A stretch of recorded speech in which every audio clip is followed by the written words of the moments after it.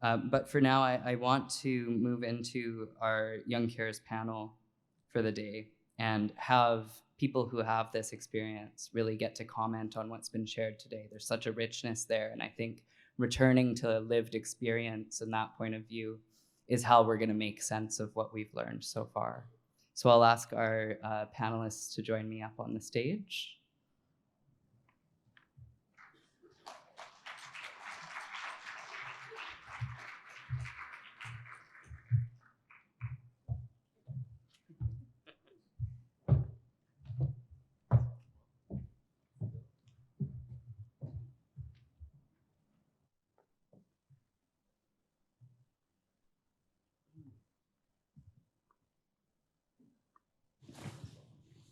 Just allow me a minute to get my other notes here since it didn't like the laptop last time. All right, so welcome. We have 3 panelists with us today. I'm hoping that maybe we can just go down the line and have you introduce yourselves. Tell us a little bit about the people that you care for and how you've been involved. Nick, I'll start with you. Yeah. Test, 1, 2, 3. Okay. Hello, everyone. My name is Nicholas Goberdan. I am a PhD candidate at Concordia University in my last year. And yeah, my work is on, we're getting class for Concordia? Yeah. Okay, cool. The Concordia gang's here. Right on. Yeah, and my work is on young carers, but more specifically, I take it from an intersectional perspective. And I'm looking at things such as race, ethnicity, disability, ableism, all these things, how they intertwine into the young carers experience. And I have a mother who experiences mental health issues. That's my introduction into the young carer. Fantastic. Hi everyone. Yes, my name is Emery. I'm an interdisciplinary artist. A lot of my work centers around knowledge translation for the sciences, but I also look at issues around disability and access. I have experience being a young carer. I grew up with a chronically ill parent, and I have a sister who has severe mental health issues, severe depression and suicidality. And from ages 11 to 17, I cared for my great-grandmother who lived with us. I was her primary caregiver at the time. And she lived with us for quite a while. In the last few years, she had dementia as well, so I'm very aware of kind of that experience. Personally, though, I do have kind of a complicated relationship with the young carer identity, some reluctance to claim it. I think because when I was 17, I was diagnosed with cancer, which resulted in a physical disability. So during that time, I received acute care. And I would say I have kind of a reciprocal care relationship with my partner. He helps me navigate the realities of that physical disability. So I'm hoping that I can kind of come here today and talk a little bit about different presentations of caring, of interdependence. Yeah, that's me. Thank you. I'll just say that Emery very graciously jumped in at the last moment to replace one of our panelists. Unfortunately, Shannon wasn't able to join us. But I want to recognize that her contributions to our discussions as we put this together really guided where we're going with it today, too. Benjamin, veuillez vous introduire aussi, décrire votre expérience? Benjamin, do you feel comfortable presenting yourself? Hi, my name is Benjamin. I am 46 years old. I am from French Hungary. I've been in Canada for 10 years, 5 years in Ontario and 5 years now in Quebec. I am here to speak about my experience as a caregiver and to talk about my brother, Mathieu. My little brother is 42 years old. He's my little brother forever. And he was born with a disability. He doesn't have any definitive um, or fixed disability. My mother was simply sick while she was pregnant, and this caused a disability in my brother. So I am a caregiver to my brother, and I want to talk about my experience. I lost my father at the age of 17 years old, and more recently, my mother also passed away during the COVID-19 crisis. And all of this obviously brings a lot of daily challenges in my life, whether that's in Europe, in Ontario, in another province, in Quebec, no matter where I am. So I'm glad to be here with you guys to talk about this subject together. Thank you for having me. I think that we have a real benefit from all of you being a little bit older. I'll address the elephant in the room. I think that we benefit from you having that kind of ability to look back on how this has affected you. And I want to ask particularly, how has your role over time changed and your perspective on your role as a carer shifted? Nick, I'll start with you. Yeah, my introduction into being a young carer only happened 2 years ago. And I think that is a really important takeaway. I'm 26 right now, and 2 years ago, I found out that I'm not the only one. I just thought it was something that, it's the family secret. No one talks about this. And I felt like no one else had went through that experience. And when you're in your late teens and your early 20s, you're kind of discovering yourself and finding that out. And to not have a name to that experience, to feel isolated. And those were the things that I felt. And that's how my perspective has changed as I come to understand that there's a lot of young carers in Canada, but also across the world. It gave, to put it colloquially, I felt seen. I felt there's other people out there who were also experiencing the same things. And it's also, for myself, it wasn't dealing with physical disability. It was mental health related issues. And that I felt was really complex. But that was the main takeaway in terms of looking in hindsight and how that has changed and gave clarity to the experience. And Benjamin, you already mentioned that there were these kind of chapters, these big shifts with the loss of your parents. I wonder, along with those changes, did your kind of self-definition, if I can call that, change of whether you identified yourself as a caregiver? Et ça, c'est une très bonne question. Effectivement, It's a great question. Indeed, the fact that my life brought me to be bombarded with responsibilities as a young chief of family at the age of 17, even though I grew up with my brother, whom I love with all my heart, in a context where we were in a traditional family structure without obvious issues. And when my father passed away very abruptly with a striking cancer, I felt seen by many of the things that were seen here, namely the invisible minorities. So for youth growing up with their brother, trying to find sense to their daily life, and then growing up with him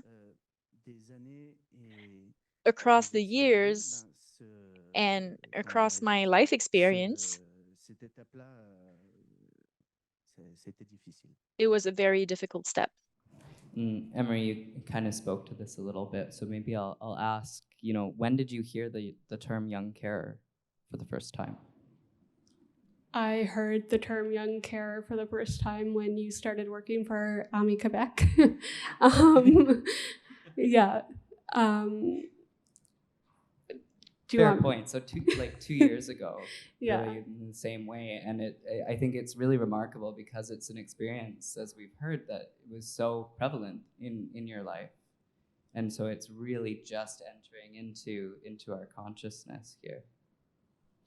I wonder, talking about it entering into our consciousness, how does culture factor into this? Nick, your research interest began with racialized young carers, and you chose to broaden it into a kind of understanding of the intersectionality of the issue.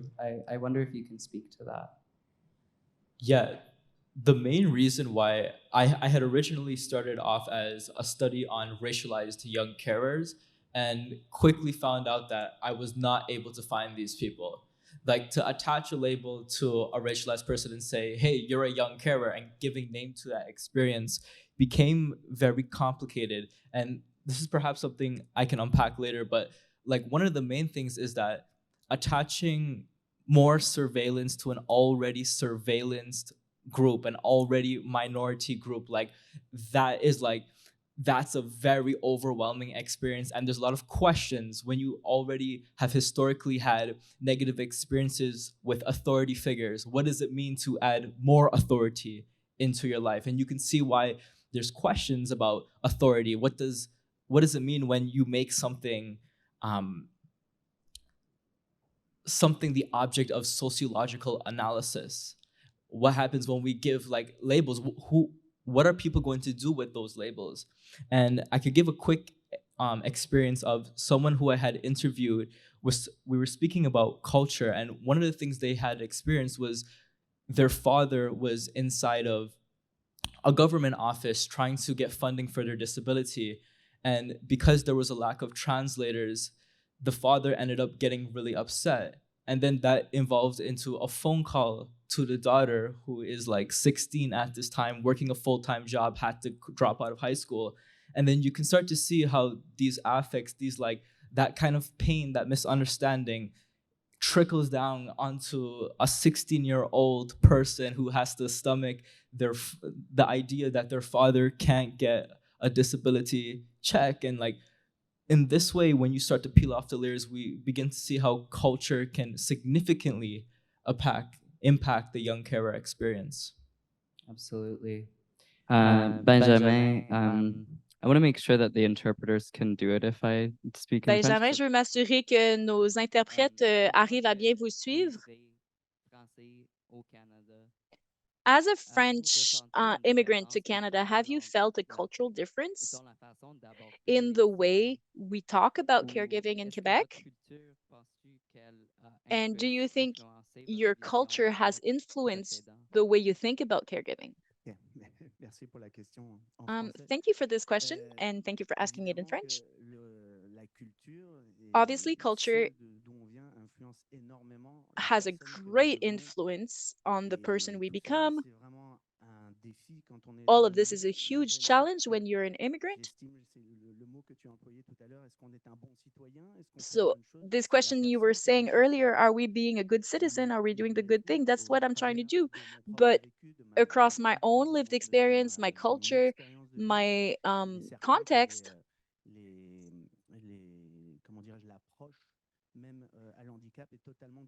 the way we view disability is completely different from one continent to the other, from one country to the other. So I don't want to generalize. I don't want to make generalizations, but we could say that grossly in Europe, we will have a tendency to finding adequate resource quicker so that we can think about action plans and help people like me and like myself and my brothers so that we can go into the right direction. Whereas here in Canada, I think we're a bit more into inclusivity, but without trying to do any big overarching generalities. That's what comes to my mind at first. But so it's just a personal take. Emery, for you, what role does culture play in this, or what comes to mind for you? Yeah, I think as mentioned earlier today, caring is an intersectional issue. There's a lot of different presentations of care and what it means.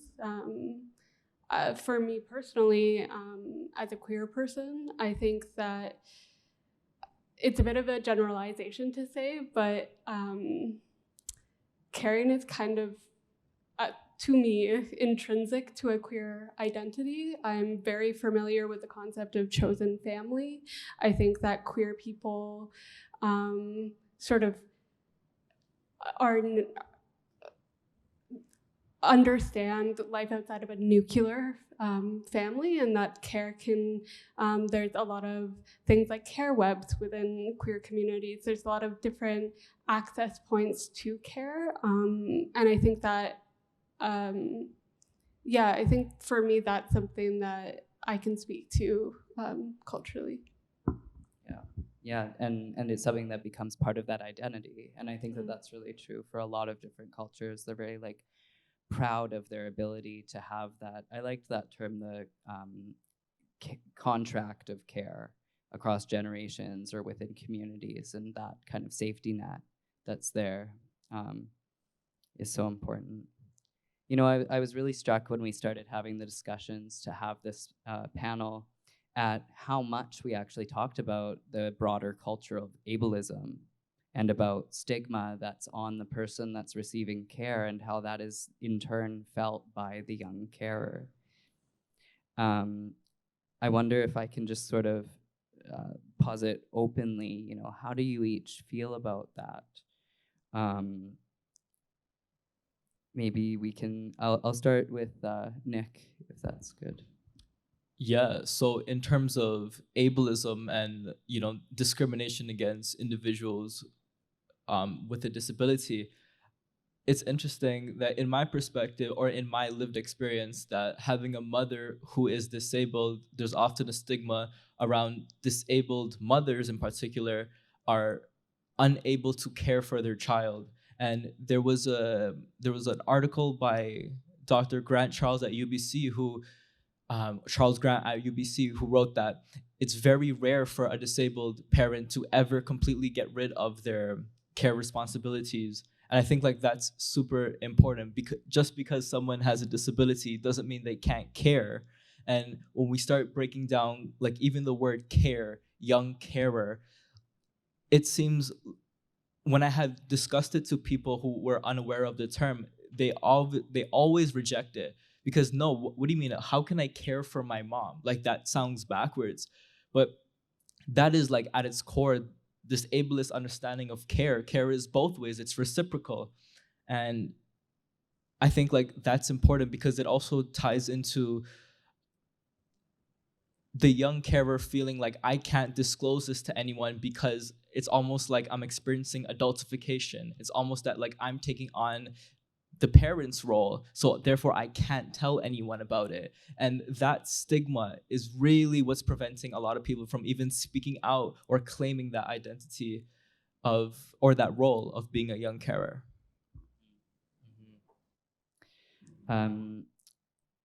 Emery, I mean, you touched on that tension of, you know, can you care for someone when you yourself have a disability, or how does this kind of work, or how can we conceptualize this? I wonder if you have comments on it or thoughts on what Nicholas shared. Yeah, I mean, my feelings of ableism is that it's not great. But for me, I agree with what Nick is saying. I mean, growing up, both my father has an autonomic disorder, and so he, throughout my childhood, had several neck and back surgeries and was kind of out of commission a lot. And as a result of his disorder, he also had severe seizures. And I mean, I can visualize it now, sort of the symptoms coming up. He would hold his arm to prevent shaking. There would be tension in his neck. His face would start to go slack, and I would survey the space. Like I would check that the environment was safe. I would make sure he had water because overheating made the symptoms worse. But he was so good at managing his symptoms that for me to claim it as my struggle kind of seems like I'm undermining the effort that he was putting in, especially now in hindsight, the amount of work he put in actively shielding us from how debilitating his illness actually is. So I think that when you're talking about ableism, part of the issue is there's so few representations of disability. There's only a few archetypes that exist. And with someone like my dad, who is kind of in an in-between, who on the outside, he's in the fitness industry, he isn't this kind of sickly stereotype. He doesn't fit into that. And so for me to kind of claim a caring identity or for him to claim disability, it means that he's claiming the stigma of these archetypes. It means that the impression that someone on the general public has the image of disability, that's the association that they would have for our care, and that association is sacrifice. It's just doing everything that you can for your loved one, but really I think there's a lot more nuance to that. So I think that that's part of the issue, is when even if carers aren't familiar with disability politics, I think that instinctively they know that if they were to claim it, they're claiming the stigma of disability. Yeah, no, I think that is so important, especially for the young carers that, again, don't recognize themselves. When it's then presented to them as this potential label, that's when they're facing this dilemma of, okay, if I claim this, that means the person I'm caring for has a disability. And a lot of the people that we care for don't want those labels for a variety of reasons, partially because of that intensive stigma. I think that the issue of stigma can be particularly strongly felt in those areas of disability, and particularly in intellectual disability and developmental disability. Benjamin, penses-tu qu'il y a des différences? Benjamin, do you see that there's differences when you support someone who's living with a disability or disabling situation compared to someone who's a more older, an elderly person, or someone with mental health issues? Is there a difference in terms of the stigma? Oh, well, of course it's here. And there's, in my opinion, this distinction should always be made. A person who has an intellectual disability, a person who's hit with autism or another type of mental illness, or someone else who has a different lived family experience, we can't assume that they'll receive and be able to give the same care. I think we have to individualize these reflections. They cannot be generalized. And in terms of my just modest experience, I think inclusion needs to be something that is very present in our society as much as possible, that we can all live together. But we have to find that perfect middle ground, right? To have adapted, personalized care and support. And but with so then I'm just saying that's the thing that we need professional support with. And it's we're starting to try to do this. The supports, and in having these discussions, another thing that we have to tackle is language. I would be remiss to talk about this without mentioning this, because for immigrant populations or for francophones in the rest of Canada and anglophones here in Quebec, accessing your health services in your native tongue is essential because of how complicated and how stigmatized these considerations that we have to make are.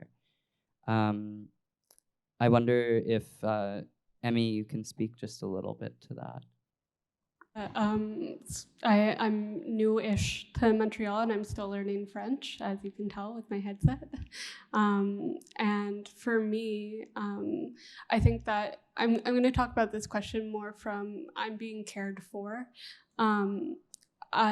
My partner goes with me to every prosthetist appointment because my prosthetist's first language is French. I mean, now a lot of services in Quebec aren't really accessible to Anglophones.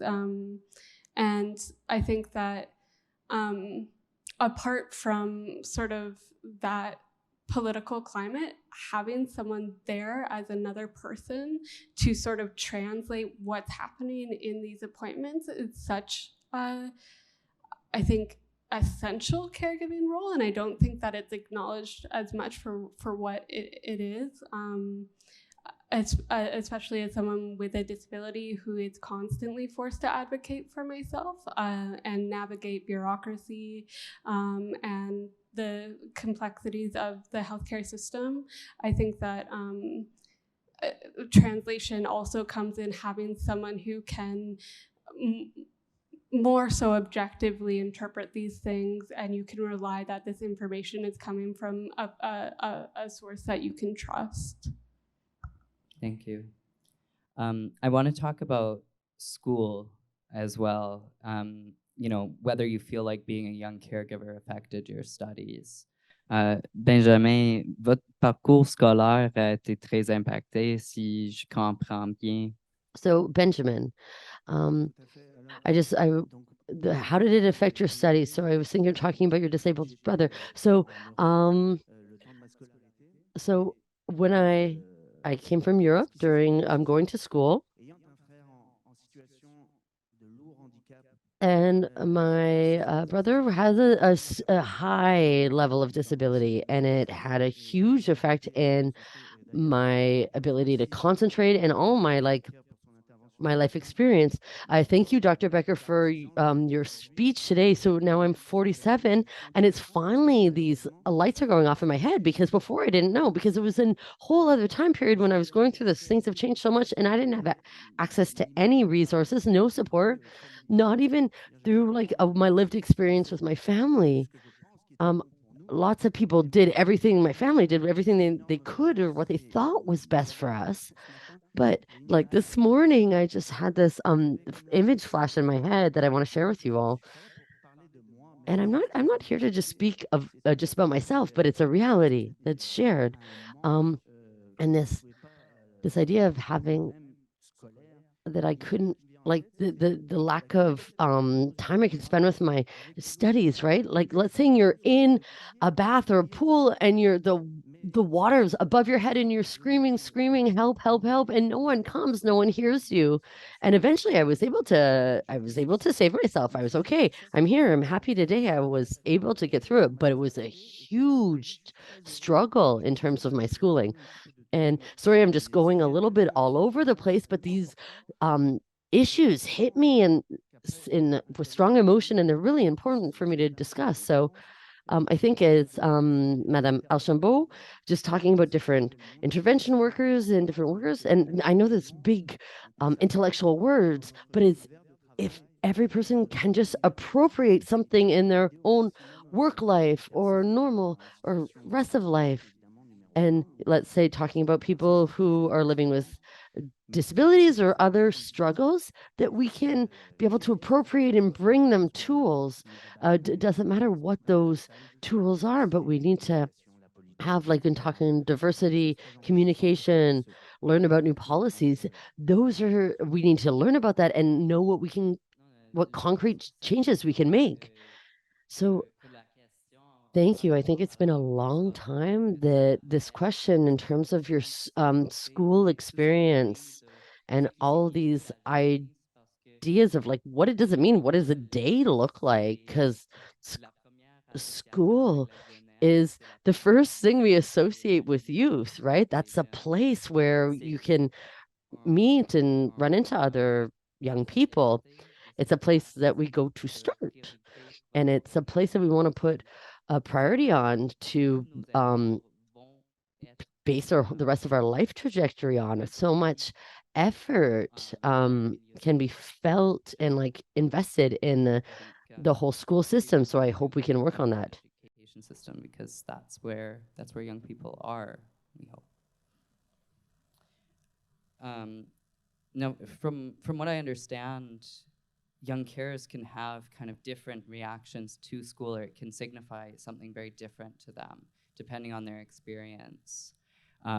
It might be a place where they're not getting the support that they need, or just like another burden added to their life, or it might be kind of an escape from their day-to-day duties. There's a lot of young carers that really value school, even though we know on average they miss 1 to 2 school days a month. And most of them also, even if they value school, they still fear that they're gonna have poor performance or even have to leave schooling. Nicholas, I wonder if you can speak about what school meant to you and your role as a carer. Yeah. So I found my kind of personal experience a little bit different from what I've been reading in a lot of the books.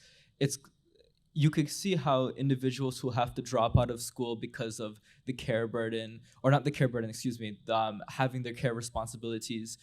But for myself, I kind of went the opposite way. I was actually the superstar student, the valedictorian, the PhD, and at its core, it's like what I was motivated by was that deep sense of insecurity, that deep sense of I have so much instability in my life. I'm gonna isolate myself and become the rock star student. And it was just like I was motivated by such fear, and that's what propelled me in school. And I think on paper it looks great that I have these grades, but at its core, that deep sense of emotional belonging, the isolation, the aloneness, those were the ways it transpired. So when I was reading books about young carers and I was seeing like I was seeing like the poor grades and the dropping out, I didn't feel like I related to that. But it was interesting, and this really struck me earlier when Dr. Saul Becker had mentioned that there are people who use, he was referring to his school, and people would use it as a form of escape. And I'm originally from Toronto, and I literally did that. Like I came to Montreal like to escape how extreme my household was feeling. So that's like what I wanted to illuminate out of this conversation. Like we could, like, and even moving forward, focusing, it's easier to focus on the students who are it's not easier, but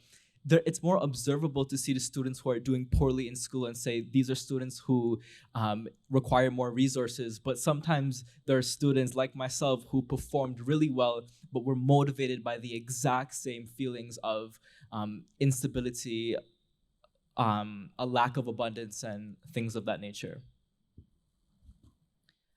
I want to shift a little bit toward what the audience can do today to help. You know, I think that the first thing that we've identified again and again is that identification piece, is being able to recognize young carers across the spectrum, no matter how they're presenting or why they're presenting or what they're helping with or to what degree to a large extent.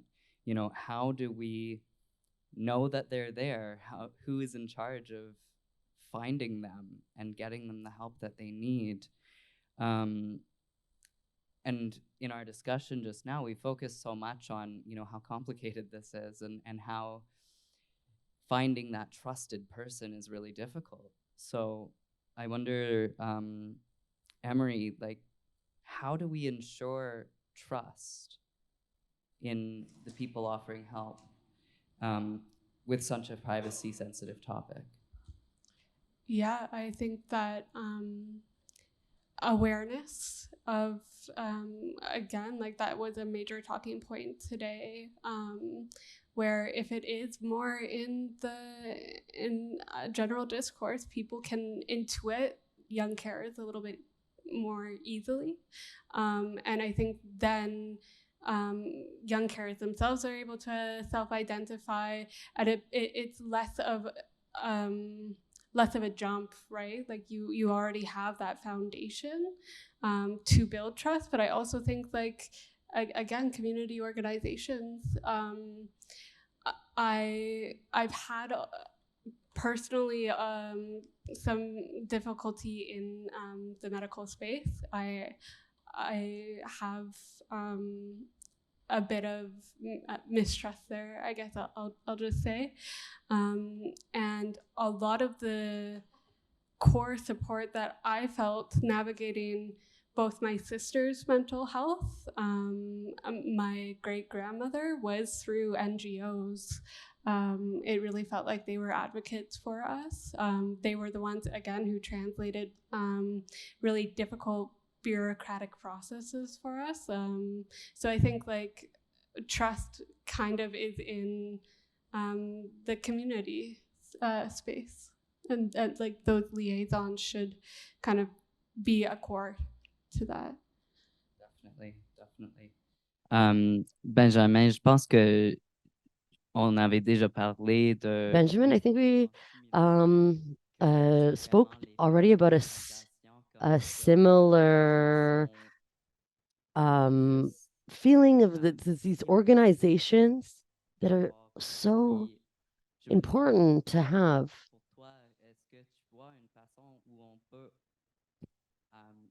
Don't you see Can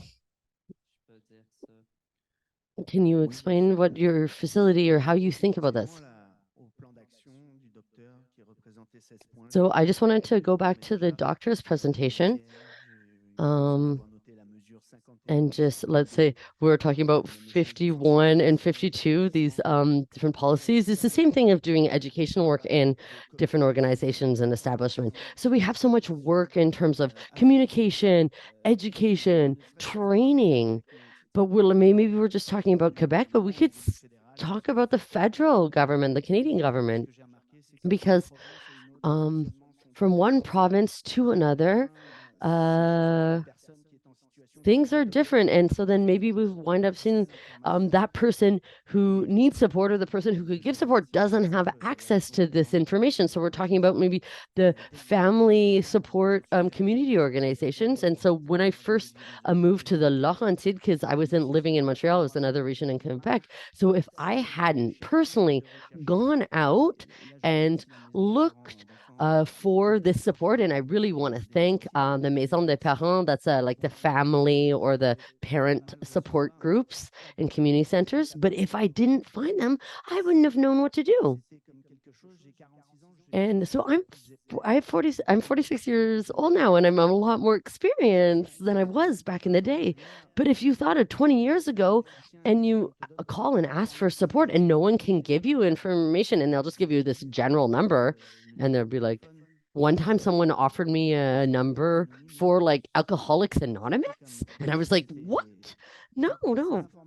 So this information, in my opinion, should be really accessible and like maybe to be able to send like a text, but just like easier to be able to get through it. And I'm talking about a regional or to provincial to a national level, or maybe even global, like that it could be way easier over all different countries. So doctors who have done research in different countries. Thank you. I think that we'll probably kind of riff on this for a while, but I wanted to ask, because all of you said that you at least had some complications with claiming this identity, or in the past you definitely didn't consider yourself young carers. But do you consider this role that you've had a big part of your identity, or how has it shaped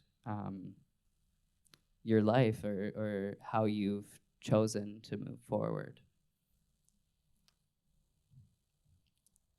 Benjamin, on peut commencer avec toi parce non mais je dirais Benjamin, can we start with you? Do you mind getting us go to? So yeah, in my opinion, I was, having a young brother when I was 2 who was living with a disability was a very formative and rich experience for me. I just want to thank life that it offered me this opportunity to take care of my brother, because it made me more sensitive or knowledgeable, and I think it's made me a better person, I hope. And through my own professional activities, as I haven't spoken about, I have a small business. I give tennis classes all over the Laurentides, like by Mount Tremblant region, all the way to Montreal. So in that area. And beyond like just the professional service that I give, there's something that pushes me to every coaching experience to make it more individualized or appropriate to look people like us, and to understand people who have particular needs. I'm not just talking about disabilities up to then, but just like who have different living situations and needs. And I think, thank you, my brother, I can have him to thank for that, because that's a sensitivity and something that I can recognize, and that's a skill that I have developed over the years. Thank That's you. what I was gonna say, is like your professional life really seems to have been shaped by this, and I think that that's something that's shared across all of these panelists.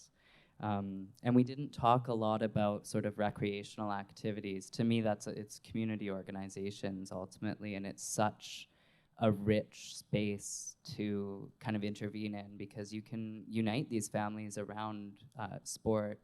and activities, and specifically sports and activities that normally their loved ones wouldn't have access to because of accessibility needs. So I think there's a real opportunity there, and we need to spread the word in those fields. So thank you.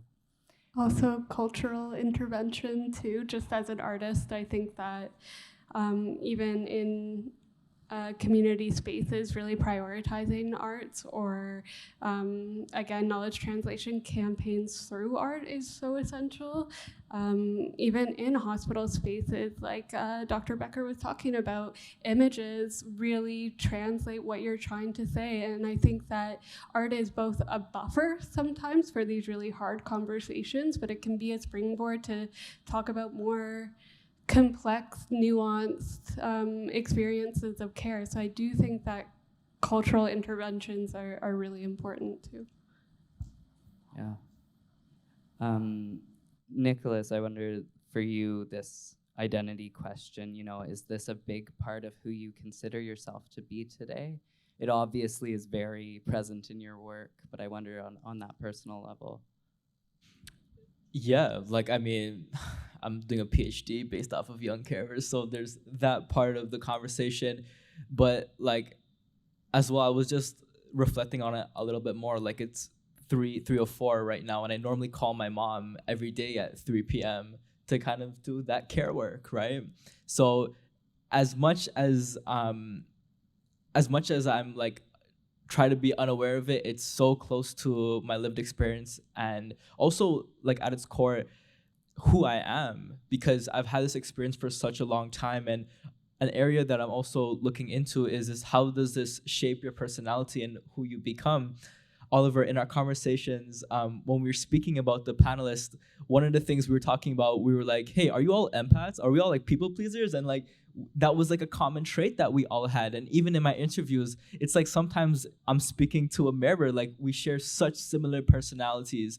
And I think there's a lot of research that needs to be done there, and it's really interesting. But yeah, at its core, it is like, it's who I am. It's a part of my lived experience. So in that way, yeah, that's a part of my identity. I think that it's so amazing. Like I just hope that in everything that we're doing, we can bring young carers into that space where they're able to recognize the strengths that they've gained from this role. I said before, but these are incredibly empathetic, really knowledgeable youth that have an understanding of how different identities intersect and how the different kind of systems that they're a part of intersect as well to create barriers or to build strengths for our culture and for our society. And so I would really urge everyone to move forward from those strengths, as well as looking at the needs that are in front of you. Talk to a young carer, get to know them a little bit. I think that you'll find yourself being more inspired by their story and by their personalities and traits than only looking at what they need or kind of a deficit mindset on it. I just want to thank all of you very much. I think the whole day's proceedings really came from the conversations that I had with the panelists to start to put this together. The suggestions on your pages for your discussions came from our talks. The topic areas that we wanted to discuss came from them as well. And so I just want to thank each of you. Maybe we actually are on time somehow with everything that has happened today. I wonder if I can just ask each of you for like a call to action going down the line. Just un appel à l'action. So talking about a call to action, what would you like to see, or what would you like for all the people in the room to do at home, in the office? What would we like them to do? What could they do? What could we ask them to do?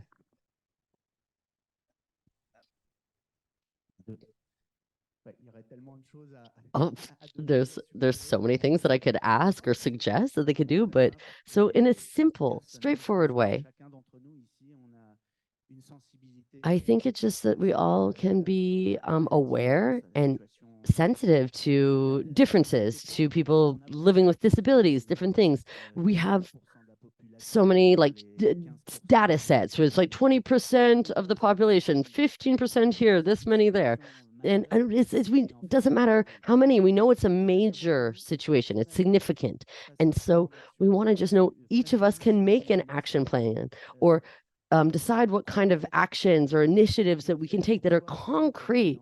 So either to help a caregiver or a young carer or help another citizen. And so that's what I do in terms of my small business is like I take the initiative in my activities to be as inclusive as possible. And for example, like I want to do adaptable sports or like non-ableist sports. And I think there's so much room to grow in there. Like talking about tennis, everywhere I go, every time I finish like an agreement with a municipality, a school, it's something that I will always make sure that adapted sports will be part of that agreement that I did with the school because here in Quebec, usually it's pretty inclusive. And I'm working really hard and I'm working with Tennis Canada, Tennis Quebec to try to train other people. So it's not just instructors who go or coaches who go to educate people about these issues. So that's humbly what I'm trying to do. Yeah. Call to action. I think what really struck me about the conversations that we were having today was sort of, again, the complexity of the carer identity. I mean, it sort of falls into the gaps of how we define either mental health, disability, or it falls into the cracks, right? Like there's so many aspects to care, and I think that that gives us an opportunity to really frame it in a productive way. I think that we've all talked about as young carers this hesitancy to, I think I said, like, claim the struggle, and it makes it really difficult to then almost medicalize it in that way, where it's like, oh, okay, I require these services because I'm going through so much. I think that what is really effective and what I would urge people to do is maybe there's a benefit to claiming the identity. You have access to resources, the respite activities, the understanding that it is a legitimate skill set, right? I think that all of those things would really enable carers to come forward. And I think that too, it would allow more transparency within the family unit. I think that if it becomes less stigmatized in that way, where it's like I am creating all of this labor for my loved one, but rather it's like, oh, okay, this is something that we can work on together. Yeah, I think that would really help. And Nick? Yeah, I want to echo what Emery just said. And I think that the call to action, the way I would describe it, is just compassionate awareness. I can't emphasize this enough. In a lot of the literature on young carers, it's often described as the hidden carers, the hidden young carers. And we can pause for a second and just think, like, maybe some people actually choose to hide because hiding is safer. And when you come at it from that perspective, minorities and people of marginalized backgrounds choose to hide because out of safety. And how do we, so the call to action is to raise awareness, so it's done in a way that doesn't add more surveillance or doesn't add more fear into the lives of people, into the lives of young carers. And that's all. Thank you all again. I think that that really says it all. These are the things that we need to do moving forward. And I think that people like you will help us to lead the way. So thank you very much.